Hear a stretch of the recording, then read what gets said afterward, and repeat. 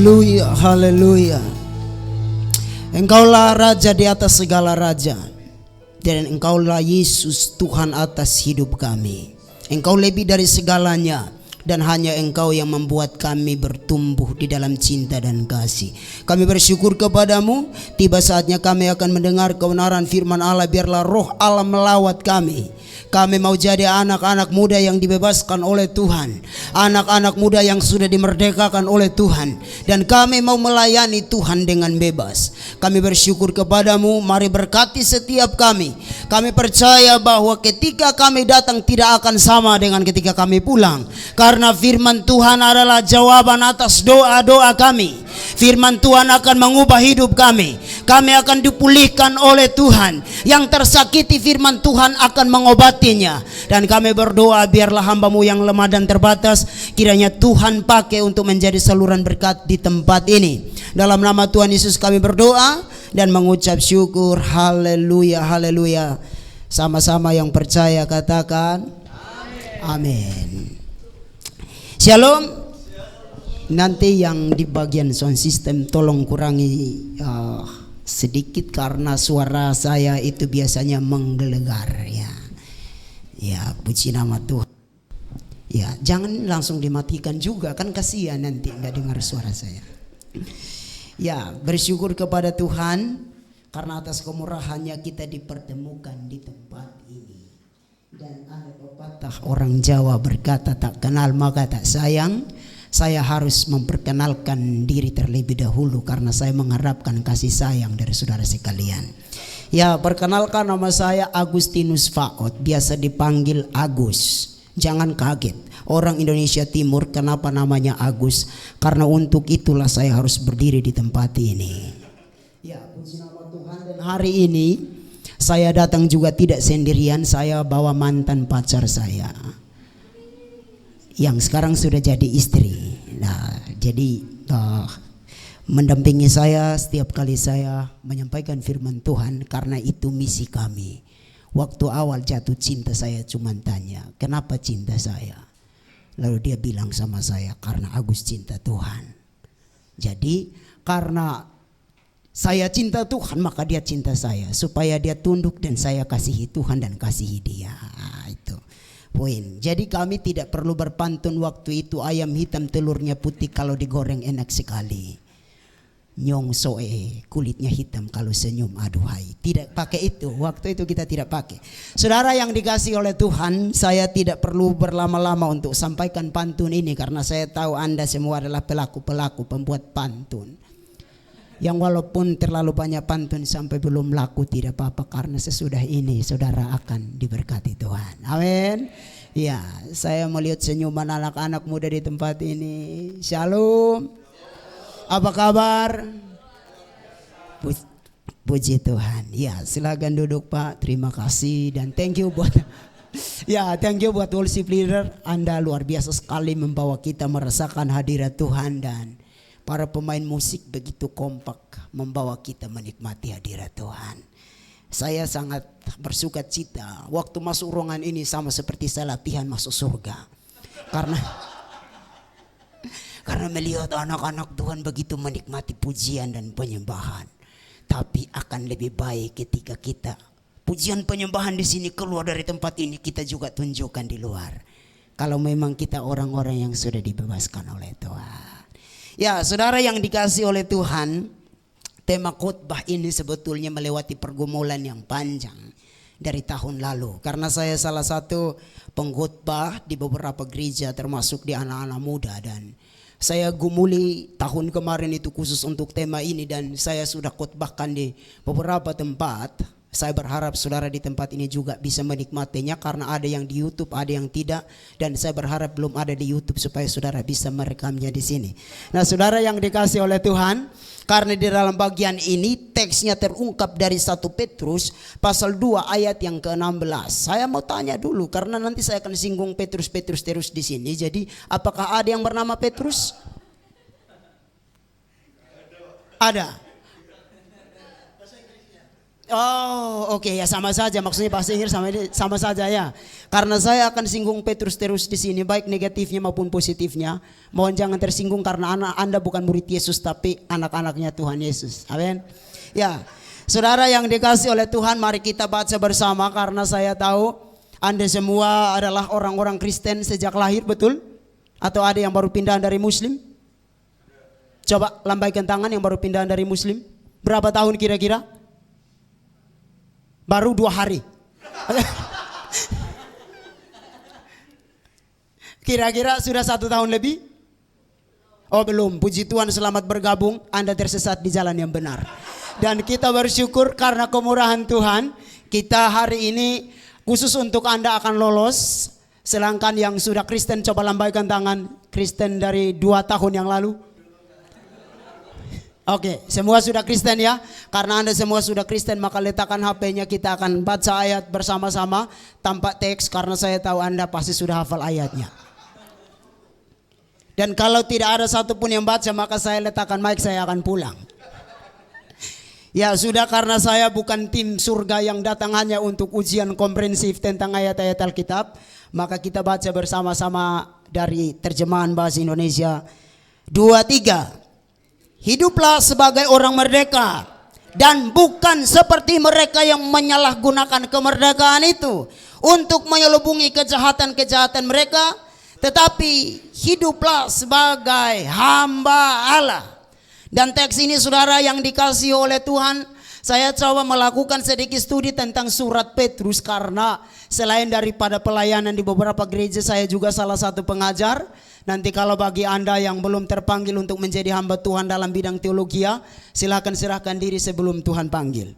Dan saya mengajar khusus di beberapa perjanjian baru. Spesifikasi saya adalah bahasa Yunani. Nanti saudara bisa menikmati di dalam teks-teks ini karena dalam teks ini Anda akan temukan beberapa kata kunci yang dipakai dan digunakan oleh Petrus. Dan kita tahu walaupun Petrus dulu menyangkal, tapi dia bertobat dan cinta Yesus. Beda dengan Petrus di sekarang yang awalnya cinta Tuhan tapi pada akhirnya mengkhianati.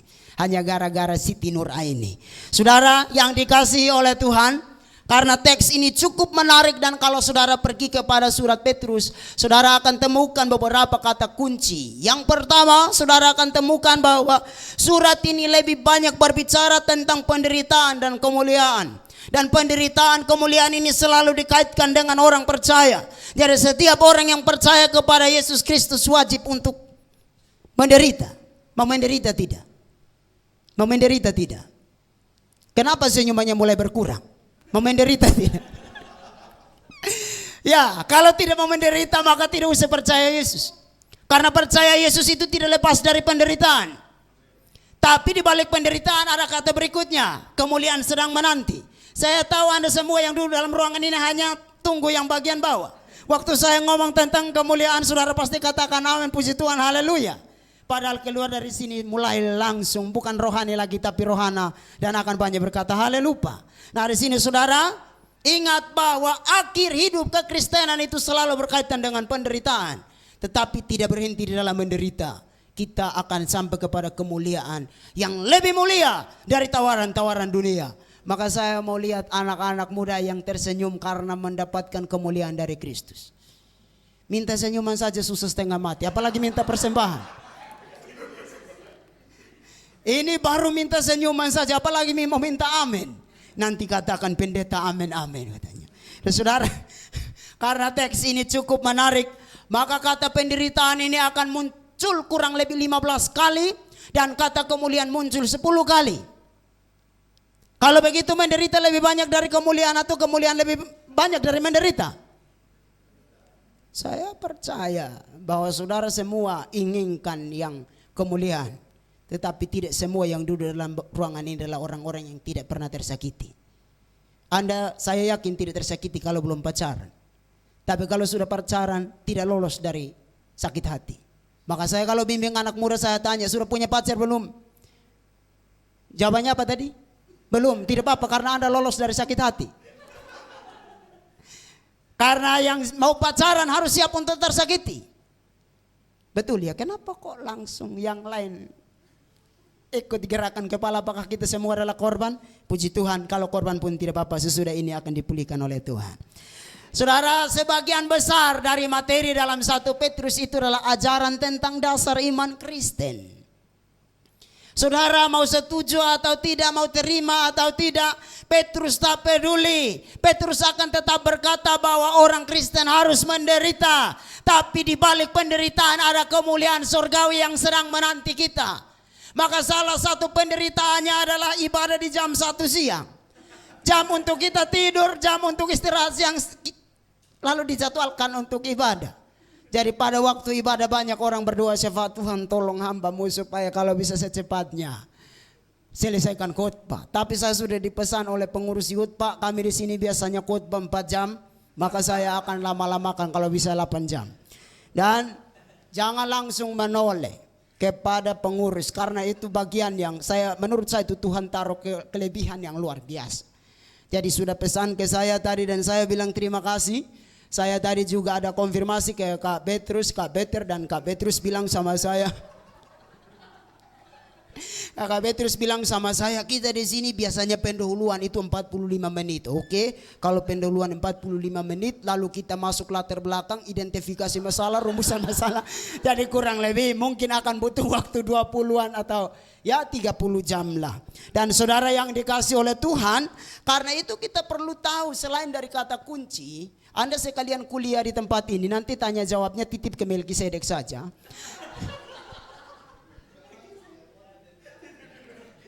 Melkisedek belum datang karena kemarin sudah kena ancaman. Melki, kalau saya khotbah di tempatmu nanti dirimu yang akan jawab kalau ada pertanyaan, makanya ada sakit pulang duluan.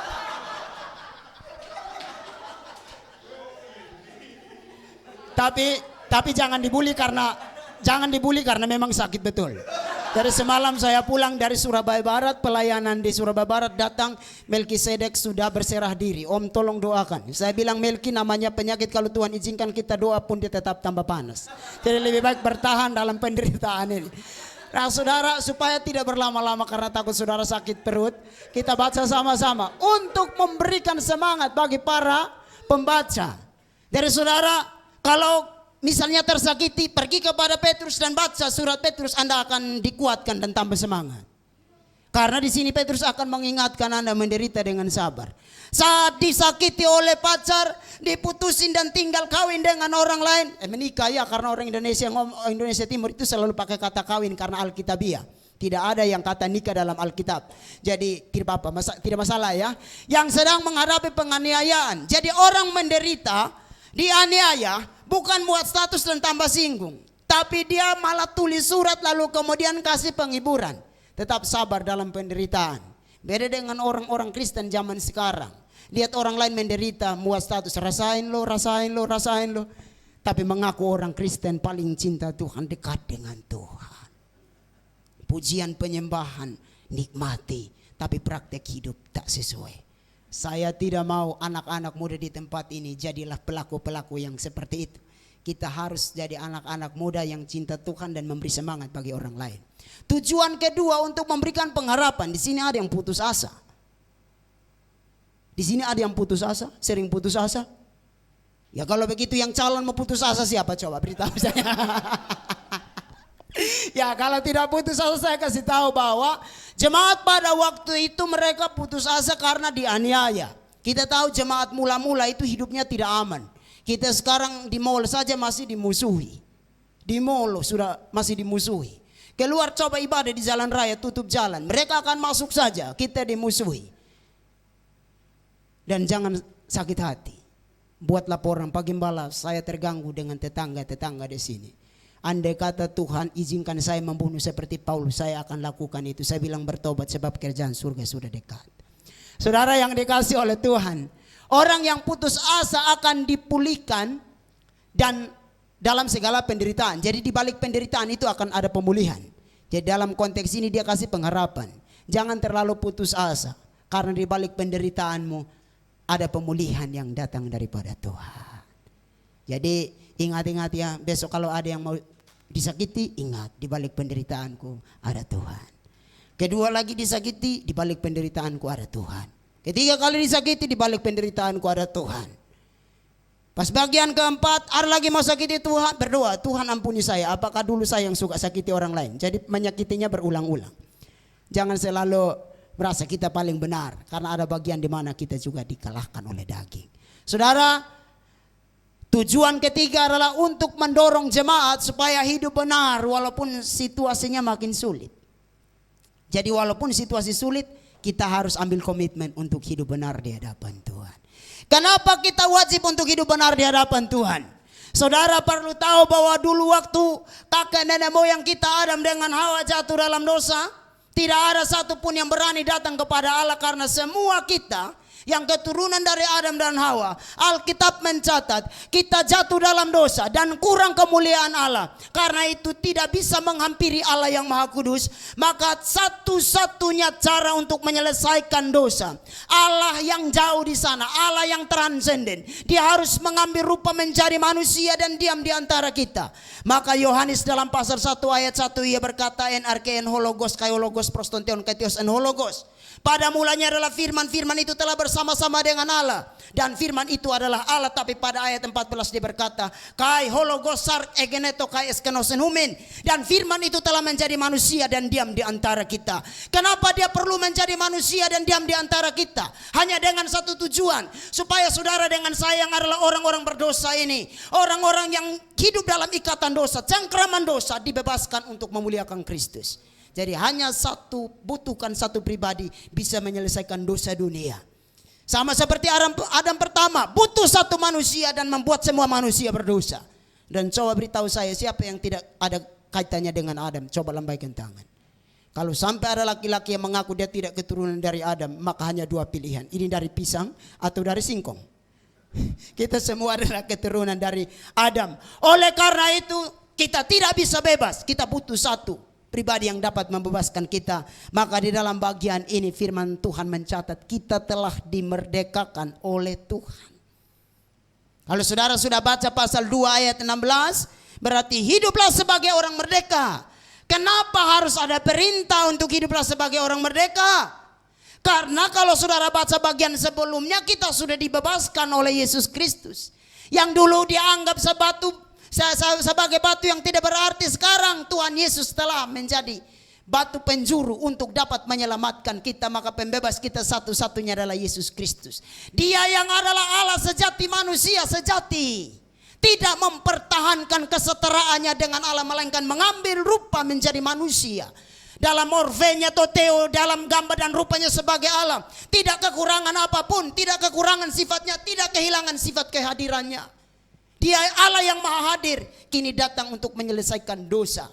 Maka ia mengambil rupa menjadi seorang manusia, menjadi hamba, sampai mati di kayu salib hanya untuk membebaskan Anda dengan saya. Dan karena pengorbanannya di kayu salib membuat Anda dengan saya berarti. Ingatkan kiri kanan, karena pengorbanan Kristus maka kita berarti. Ingatkan kiri kanan, jangan tetap saya saja. Ya. Kalau sudah berarti, apa yang perlu kita lakukan? Maka kita perlu tahu ciri-ciri orang yang sudah dimerdekakan. Supaya sesudah Pak Agus pulang dari tempat ini, Anda sudah bisa saling menilai satu dengan yang lain. Tiba-tiba menjadi panitia surgawi mendadak. Saudara, apa ciri-ciri orang yang sudah dibebaskan? Yang pertama, kalau saudara perhatikan, saya singkat, saya bilang MD. Ini bukan majelis daerah ya. Karena kalau saudara dari latar belakang GPDI, atau ada teman-teman GPDI, ada MD-nya, ada majelis daerah. Ini bukan majelis daerah, tapi mampu menahan diri atau mampu menguasai diri. Jadi saudara, kalau perhatikan teks ini, saya kutip saja, kaimehos epikalupma ekontas tes kakias. Itu berarti dalam teks ini ada satu larangan. Larangan dalam bagian ini yang diterjemahkan, janganlah memakainya sebagai penutup kejahatan. Karena kita sudah dimerdekakan, maka tolong jangan pakai kemerdekaan ini untuk menutup kejahatan. Karena sama seperti aliran hyper grace, mereka yang meyakini kita sudah diselamatkan oleh Allah, jadi kita boleh berbuat dosa saja. Kalau saudara baca dalam Roma, teori ini telah dikalahkan oleh Paulus. Paulus berkata, apakah karena kita diselamatkan oleh kasih karunia jadi kita terus-menerus berbuat dosa? Paulus langsung jawab dalam teks itu, sekali-kali tidak. Artinya apa? Tidak boleh gunakan kemerdekaan untuk menutupi dosa. Dosa harus muncul kepada permukaan. Maka setiap dosa yang kita buat harus dipertanggungjawabkan. Saudara bersyukur karena waktu Anda berdoa, pujian tadi bilang waktu kita berdoa mohon ampun, Tuhan ampuni. Maka Ia adalah setia dan adil, akan mengampuni. Tapi besok jangan lagi berbuat dosa. Karena di NTT ada Lukas, namanya Lukas Alkitab. Orang NTT itu namanya Alkitab semua. Makanya Melkisedek itu dalam bahasa Ibrani, Melkisedek, raja kebenaran. Namanya Alkitab. Tapi nanti lihat saja di sini kira-kira benar. Agustinus itu bukan main-main loh. Bapak gereja abad ke-5. Tapi saudara lihat. Jadi kami semua itu nama-nama Alkitab. Satu kali ketika ada namanya Lukas datang ke gereja dan kami di sana terkenal dengan suasananya kan dingin ya, dingin jadi perlu panasin dada pagi-pagi dengan secangkir sopi. Ya, orang di sini bilang cap tikus. Gelas pertama untuk tambah darah. Gelas kedua naik darah. Gelas ketiga tumpah darah. Jadi minum sampai gelas kedua masuk ke gereja. Pak Pendeta khotbah seperti Agus Fat khotbah hari ini, dia duduk paling depan. Sambil miring-miring ke kiri dan ke kanan. Pak Pendeta pikir dia nikmati hadirat Tuhan, ternyata mabuk. Selesai khotbah, semua jemaat pulang, Lukas tidak mau pulang. Pak Pendeta tanya, Lukas, kenapa engkau tidak pulang? Kutip ayat firman Tuhan, tidak tahukah engkau anak manusia harus di rumah Bapa? Lalu Pak Pendeta bilang, emangnya engkau anak manusia? Dia kutip lagi firman Tuhan, engkau sendiri yang mengatakannya. Pak Pendetanya makin emosi, panggil polisi, tangkap dia. Pas polisi muncul, dia bilang tiba saatnya anak manusia harus diserahkan ke tangan orang-orang berdosa. Polisi sama Pak Pendeta makin marah, bawa dia masuk ke penjara. Dan larang tidak boleh ada keluarga yang datang besuk. Dia kutip lagi firman Tuhan, saat aku dalam penjara engkau tidak mengunjungi aku. Pak Pendeta sama Pak Polisi makin marah, ikat dia. Dia kutip lagi firman Tuhan, apa yang terikat di bumi akan terikat di surga. Akhirnya Pak Pendeta dengan Pak Polisi, kita harus lepaskan ini, roh Tuhan bekerja. Waktu dia dilepaskan dalam kondisi mabuk, dia berkata, apa yang terlepas di bumi akan terlepas di surga. Saudara, bukan itu kemerdekaan yang sesungguhnya. Kemerdekaan yang sesungguhnya bukan karena kita hafal ayat Alkitab. Tetapi kemerdekaan yang sesungguhnya adalah pada waktu kita tahu kita adalah orang berdosa dan kita butuh Tuhan untuk menyelamatkan kita. Kalau sudah dibebaskan dari dosa berarti harus ada satu komitmen. Tidak lagi berkawan dengan dosa, tidak lagi mimpi untuk berbuat dosa. Mimpi saja jangan, apalagi berbuat. Semoga di sini tidak ada yang mimpi-mimpi tentang berbuat dosa. Tapi senyuman saudara itu membuat saya ragu. Tapi biar dalam keraguan ini Tuhan akan meyakinkan saya. Dan saudara yang dikasihi oleh Tuhan, dari teks ini kalau saudara perhatikan secara baik, terjemahan dari Lembaga Alkitab Indonesia Terjemahan Baru, bukan seperti mereka yang menyalahgunakan kemerdekaan itu untuk menyelubungi kejahatan-kejahatan mereka. Saudara tahu kenapa frase ini muncul? Karena pada waktu itu ada orang-orang yang merasa merdeka, tapi mereka gunakan kemerdekaan ini untuk melakukan dosa yang namanya seksualitas. Karena itu Petrus ketika menuliskan surat ini, Petrus memberikan peringatan keras dengan kata jangan, itu larangan. Dalam bentuk imperatif kalau kita belajar. Jangan, artinya tidak boleh dilakukan sama sekali. Jangan seperti mereka. Petrus membuat apa di sini? Buat perbandingan. Bahwasanya kita hidup berdampingan. Ada orang yang taat Tuhan, ada yang tidak. Karena itu jangan heran kalau saudara dengan dia sama-sama melayani, tapi tiba-tiba dia ganti nama. Yang tadi Petrus sekarang menjadi Muhammad. Jangan heran karena tidak semua takut Tuhan. Tapi saya berharap semua yang duduk mendengar saya adalah orang-orang yang takut akan Tuhan. Amin. Salah satu takut akan Tuhan adalah ketika mendengar firman Tuhan tidak lirik DM dari kawannya, status WhatsApp dan seterusnya. Dan tolong dengarkan saya selesai khotbah, saya pulang baru bisa lirik yang lain. Karena saya mau sampaikan isi hati Tuhan. Saudara sering dengar isi hati Tuhan? Ya, karena itu maka kita khususkan siang hari ini untuk kita selesaikan. Dan bahasa Indonesia sehari-hari menerjemahkannya. Tetapi janganlah memakai kemerdekaan untuk menutupi kejahatan. Jadi semua menggunakan pengkontras. Tetapi jangan. Sudah tetapi kasih jangan lagi. Kontras dan larangan ini dilakukan dalam teks ini. Artinya apa? Kita tidak punya alasan lagi untuk jatuh dalam dosa. Maka saya kasih tahu, orang percaya yang sudah sungguh-sungguh dengan Yesus tidak akan jatuh lagi dalam dosa. Terkecuali kalau saudara belum sungguh-sungguh dengan Yesus. Kita akan punya keinginan untuk terus-menerus jatuh dalam dosa. Tapi kalau kita sudah percaya Yesus dengan sungguh-sungguh, saya tahu bahwa masih ada daging, kadang-kadang kita lemah, iblis dapat kesempatan. Maka Tuhan Yesus kasih pesan dalam Matius, berdoalah supaya kamu jangan jatuh dalam pencobaan. Sebab roh penurut tapi daging lemah. Anak-anak muda zaman sekarang tidak berdoa sebelum jatuh. Nanti tunggu jatuh baru berdoa mohon ampun. Woi, Tuhan Yesus ampuni. Kita harus menjadi anak muda yang siap sedia berdoa setiap waktu, supaya iblis jangan dapat kesempatan. Kita tidak tunggu sudah jatuh dalam dosa baru teriak minta tolong Tuhan ampuni. Kita mesti belajar di dalam teks ini bahwasanya kejahatan itu bisa terjadi karena kita izinkan. Jangan pikir kita tidak izinkan, karena kita izinkan. Hawa sebetulnya tidak jatuh dalam dosa, tetapi karena Hawa terlalu nurut dengan bisikan. Maka saya ingatkan cece-cece yang ada di ruangan ini, adik-adik tolong dengar baik-baik ya. Tidak semua bisikan itu datang dari surga. Dengar saya ulangi lagi ya, tidak semua bisikan datang dari surga. Kadang ada bisikan-bisikan yang datang dari Satan kreator, profesor karburator bocor, yang hendak membuat kita jauh daripada Tuhan. Ingat posisimu bahwa engkau dengan saya sudah dimerdekakan oleh Tuhan, sudah dibebaskan oleh Tuhan. Maka kita tidak boleh lagi diperhamba oleh dosa. Kita tidak boleh hidup di dalam dosa. Kita harus hidup di dalam kebenaran.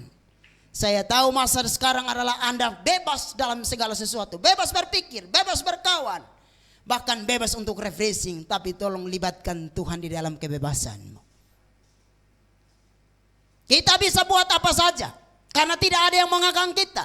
Orang-orang tua sekarang banyak mengeluh karena anak-anak muda tidak bisa diatur. Tapi saya berdoa dan berharap semua anak-anak muda di tempat ini bisa mengatur tanpa diatur oleh orang lain. Amin. Jadi bisa ngatur diri untuk kasihi orang tua. Sekarang mulai telepon, papi, mami, maafkan saya apabila saya menyakiti papi dengan mami. Kalau engkau dengan saya masih suka nyakiti orang lain, saya curiga kita belum dimerdekakan. Karena orang merdeka itu selalu bawa damai. Amin. Iya. Karena kebetulan saya dilahirkan tanggal 17 Agustus, jadi saya khotbah tentang kemerdekaan. Ya, dan saudara, dari teks ini kita akan belajar beberapa kata. Saya artikan saja supaya saudara tidak bingung dalam bagian ini. Saya munculkan semua saja dulu. Nanti kalau bingung titip pertanyaan ke Melkisedek saja. Jadi dari bagian ini kalau saudara perhatikan itu penutup, istilah penutup yang dipakai dari kata apikalupma. Apikalupma ini berarti dia memiliki kaitan dengan mereka memiliki. Memiliki apa? Mereka memiliki kemampuan untuk menutupi dosa. Jadi yang namanya dosa itu biasanya kita mau melakukan itu lakukan secara tersembunyi. Tidak ada yang mau mencopet lalu buat pengumuman, hati-hati ya besok di jalan saya akan copet di jalan, tidak ada. Nanti sudah copet karena copet di jalan, berita baru ketangkap ketahuan. Biasanya dosa digunakan untuk menutupi. Kemerdekaan ini dipakai untuk menutupi. Nah ingat baik-baik di dalam bagian ini bahwa sesungguhnya ketika firman Tuhan datang kepada kita mengingatkan kita untuk hati-hati sekali. Dan present participle di sini selagi mereka menggunakannya untuk kepentingan atau kepenuhan mereka. Karena itu saudara yang dikasih oleh Tuhan ada larangannya. Aspek yang saya sebutkan di bawah itu saya gunakan istilah aspek itu. Aspek dalam bentuk imperatif itu berarti larangan keras. Larangan keras maka tidak boleh dilangkahi.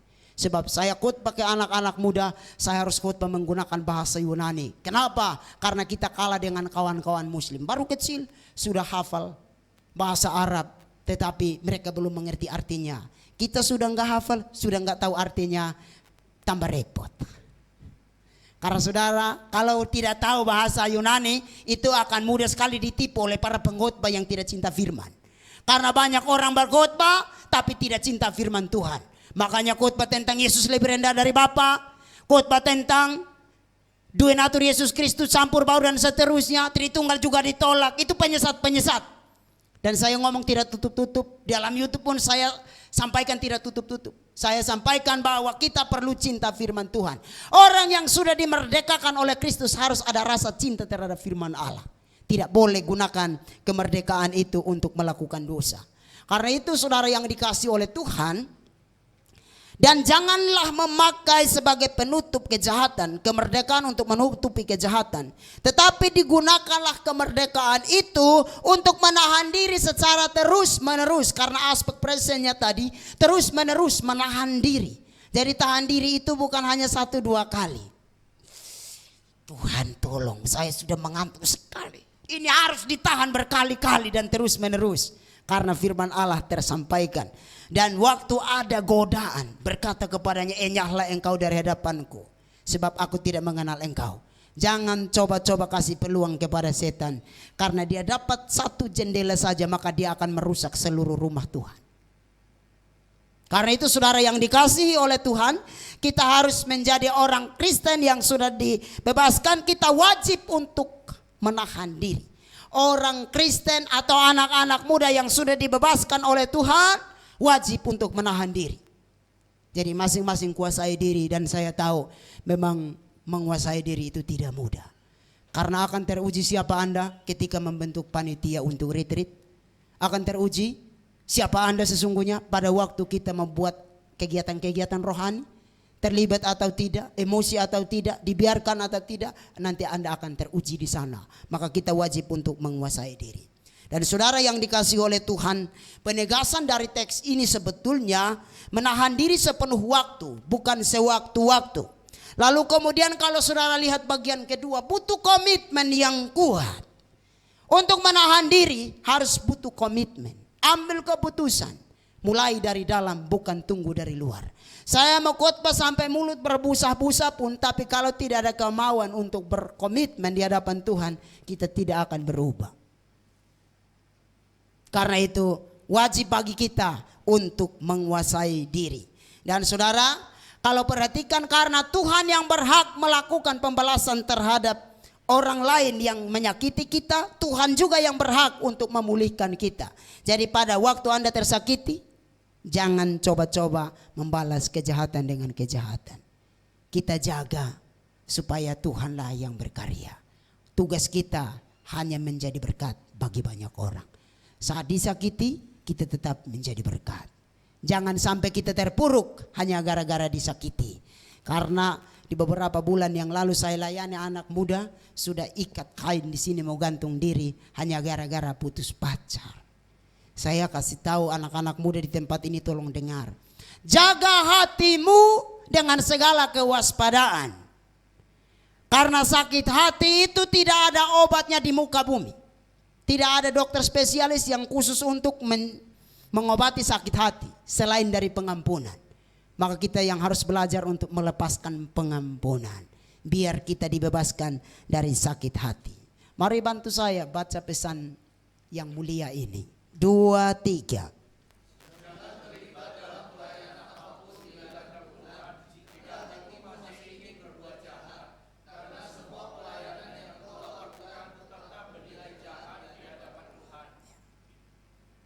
Paham sampai di sini? Tidak ada yang mau tanya kan? Nanti tanya ke Melkisedek. Jadi jangan terlibat dalam pelayanan apapun jika hatimu masih ingin berbuat jahat. Karena semua bentuk pelayanan yang kita lakukan tetap bernilai jahat di hadapan Tuhan. Sebab kita sudah dibebaskan oleh Tuhan, maka kita wajib untuk melakukan yang benar. Bagian kedua, sama-sama baca 2, 3. Kekuatanmu, gelarmu, dan semua hasil pencapaianmu. Jika hatimu masih dikuasai oleh kejahatan, karena semuanya tiada artinya di hadapan Tuhan. Jadi kita harus mengerti baik-baik bahwa kita dimerdekakan oleh Tuhan bukan untuk menjadi orang yang biasa-biasa saja. Kita harus bertindak jauh lebih baik dan jauh lebih mulia. Amin. Bagian kedua dan terakhir. Ini kedua dan terakhir. Kalau sudah ngomong terakhir, sudah mulai ada yang di atasnya, di mana HP-nya pindah tempat atau tidak. Nah, bagian kedua, ciri-ciri orang yang sudah dibebaskan oleh Tuhan, bagian kedua itu melayani Tuhan. Jadi selain daripada menguasai diri, dia harus melayani Tuhan. Karena kata hiduplah sebagai orang merdeka, lalu kemudian hiduplah sebagai hamba Allah. Kata hamba Allah kalau saudara perhatikan dalam teks itu menggunakan duloi, itu dari kata doulos. Mungkin ada STT doulos di Indonesia yang pernah ditutup, lalu kemudian sekarang berubah menjadi Sabda Agung. Nah, saudara bisa lihat arti doulos dalam bagian ini dalam bentuk jamak. Karena itu kita harus hidup sebagai hamba-hambanya Tuhan, hamba-hamba Allah.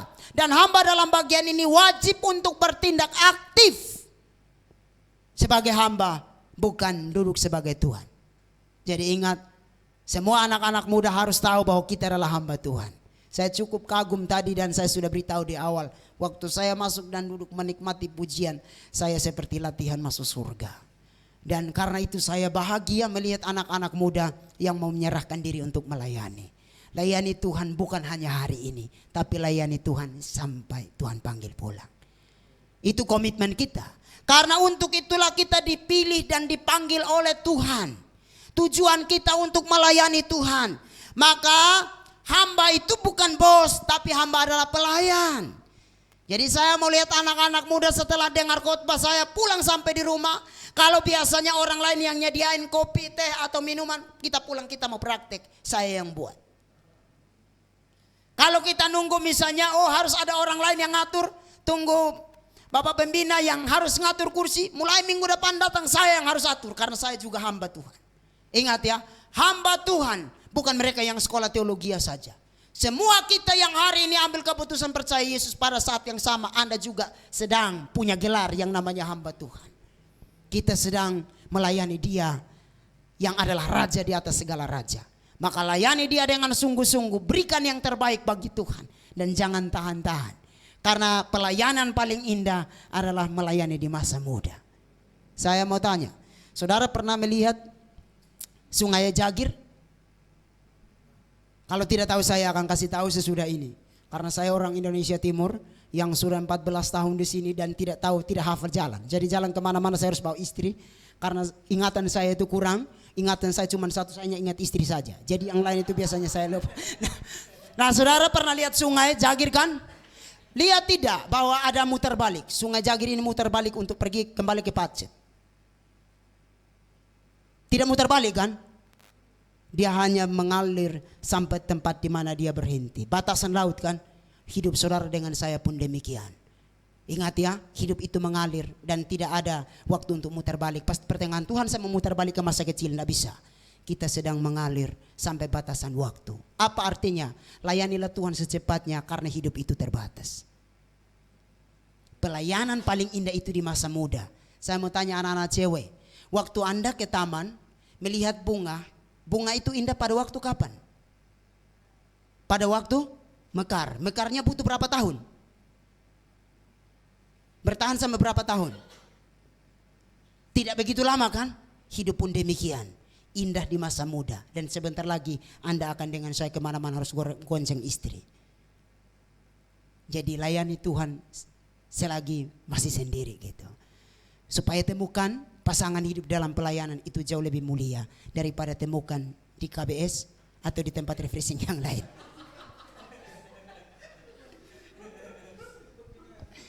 Mari layani Tuhan di masa muda karena itu adalah momen yang paling indah. Jadi kita mesti melayani Tuhan di masa muda dengan harapan bahwa Tuhan berkarya di dalam kita. Dan saudara, hamba harus menjadi pelaku bukan penuntut. Kita harus menjadi pelaku dalam setiap pelayanan kita yang harus lakukan. Bukan hanya berdiri dan menuntut, nunjuk sana, nunjuk sini. Ingat, kita di masa muda, kita harus melayani Tuhan. Layani Tuhan selagi Dia masih kasih kesempatan. Karena kalau kesempatan kita berakhir, tidak bisa melayani Tuhan lagi. Dan saya kasih tahu, satu-satunya pribadi yang tidak bisa disogok adalah Tuhan. Tuhan tidak bisa dibayar. Tuhan gimana kalau tak transfer dan Tuhan kasih saya kesempatan lagi. Tuhan bilang saya tidak butuh duitmu. Tuhan tunggu saya dulu selesaikan S3 baru saya melayani. Tuhan bilang saya tidak butuh S3mu. Yang saya butuh hati. Karena itu mari melayani Tuhan selagi masih Tuhan taruh hati hamba. Saya mau lihat minggu depan ketika pujian penyembahan sama-sama memuji dan menyembah Tuhan. Waktu siapa tadi? Kak Evir waktu memimpin pujian dan ajak untuk lompat, mari kita lompat. Saya tadi nahan-nahan itu, sebetulnya saya mau lompat, tapi karena tidak diajak ya sudah, saya cuma miring ke kiri, miring ke kanan. Seharusnya kita layani Tuhan di masa muda dengan ekspresi yang sesuai. Kita muda-muda tapi waktu layani Tuhan, memuji Tuhan seperti oma-oma. Tidak boleh. Walaupun pada akhirnya kita akan jadi oma-opa. Di sini siapa yang mau jadi oma-opa? Kenapa tidak mau? Mau mati muda. Saya tahu bahwa semua orang di tempat ini adalah Thomas. Semua laki-laki dalam ruangan ini adalah Thomas. Walaupun Anda tidak bernama Thomas, saya bilang Thomas. Terserah saya, yang muda tidak percaya Yesus. Kenapa? Karena orang Jawa selalu berkata, iya Thomas, ojo ngono Thomas. Jadi semua laki-laki nama Thomas. Mari kita ingat posisi kita adalah hamba. Kalau begitu kita harus cari tahu siapa tuannya. Mari perhatikan di sini. Nah, tuannya ternyata dipresentasikan baik oleh Petrus. Disebut dengan Theo dari kata dasar Theos. Tuhan yang menjadi Tuhan atas hidup kita. Di sini ada nama Theos. Ada Theo. Oh, tidak pakai S, tidak pakai Theo saja. Oke, kalau begitu dos-dok Santo Theo, tepuk tangan. Nanti saya kasih tahu artinya. Dos-dok Santo Theo. Dos-dok Santo Theo itu artinya berikan kemuliaan bagi Tuhan. Jadi kalau saya bilang dos-dok Santo Theo, semua langsung tepuk tangan lah begitu ya, berikan kemuliaan bagi nama Tuhan. Nah, arti kata Theo di sini, dia menempati posisi sebagai Tuhan di atas segalanya. Dia pemilik segala sesuatu. Tuhan yang punya otoritas, Tuhan yang punya kuasa. Maka ketika Tuhan yang punya kuasa, Ia berhak untuk mengambil kita kapan saja. Dia punya kuasa untuk memberikan kita kesempatan kapan saja. Karena itu layanilah Tuhan selagi masih ada kesempatan. Karena Dia pemilik segala sesuatu. Maka dalam bagian ini Tuhan memberitahu kita satu hal. Ingat, karena Dia Allah yang memiliki otoritas, Dia juga memimpin kita untuk melewati setiap momen. Dia adalah Tuhan di atas hidup kita. Maka izinkanlah Tuhan berkarya dalam hidupmu. Jangan tunduk kepada ego untuk nantang Tuhan, tetapi tunduk kepada Tuhan untuk selesaikan ego. Karena ego ini yang kadang-kadang membuat kita jauh daripada Tuhan. Egoisme kita ini yang kadang-kadang tidak mau diatur. Maka kita harus diatur, bisa diatur. Lepaskan ego, tunduk kepada Tuhan. Kalau engkau masih pelihara ego, maka Anda dengan saya adalah penanduk Tuhan, bukan tunduk kepada Tuhan. Kita sedang tanduk, bukan tunduk. Jadi di masa muda kita gunakan untuk memuliakan Tuhan. Jadi dalam frase ini menunjukkan hubungan kepemilikan. Ingat, dalam segala situasi Anda tidak sendirian, karena Tuhan ada bersama-sama dengan kita. Semua yang Anda punya, semua karunia-karunia yang Anda punya dalam pelayanan, itu bersumber dari Tuhan.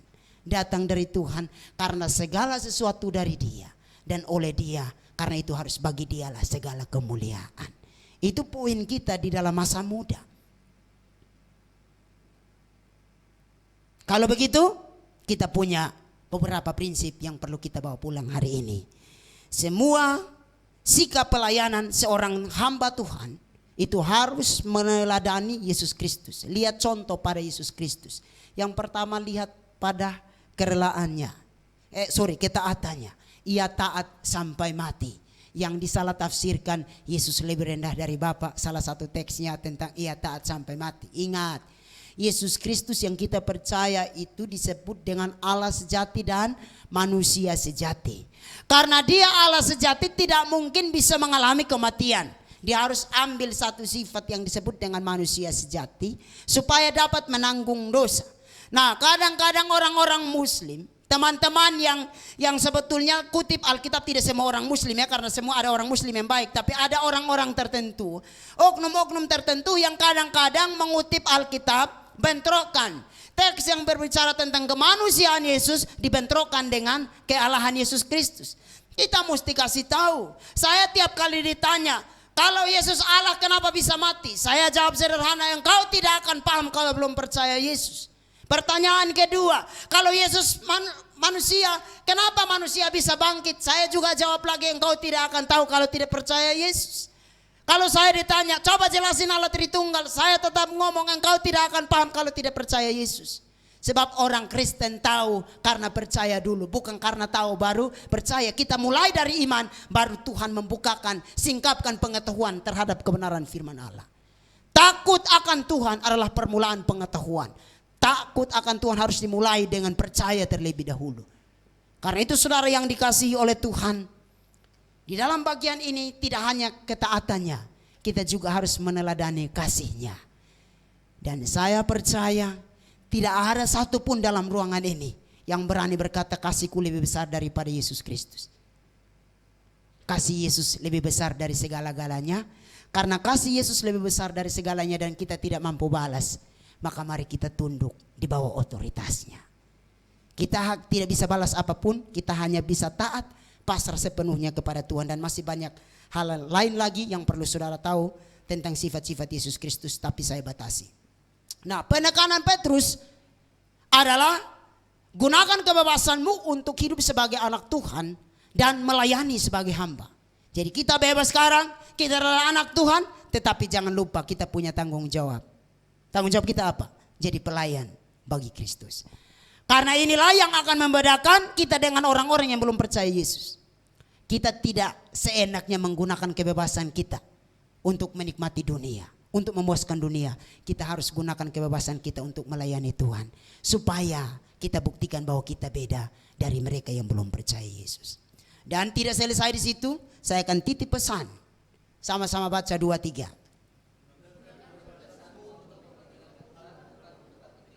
Tolong baca dengan suara yang keras dong. 2-3.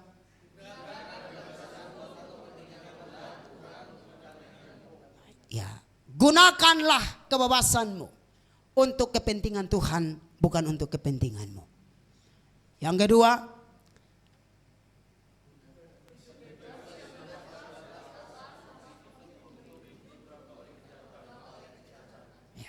hidup bebas yang terlepas dari Allah sama seperti memberi hidup untuk diperhamba oleh kejahatan.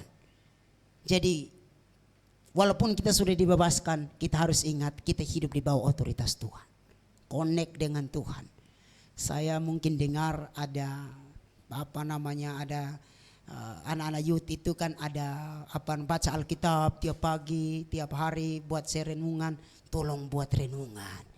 Jangan hanya menerima renungan, karena Anda bukan hanya punya karunia menikmati, kita sama-sama punya karunia melayani. Jadi mari melayani satu dengan yang lain. Ya, pesan ketiga. 2-3.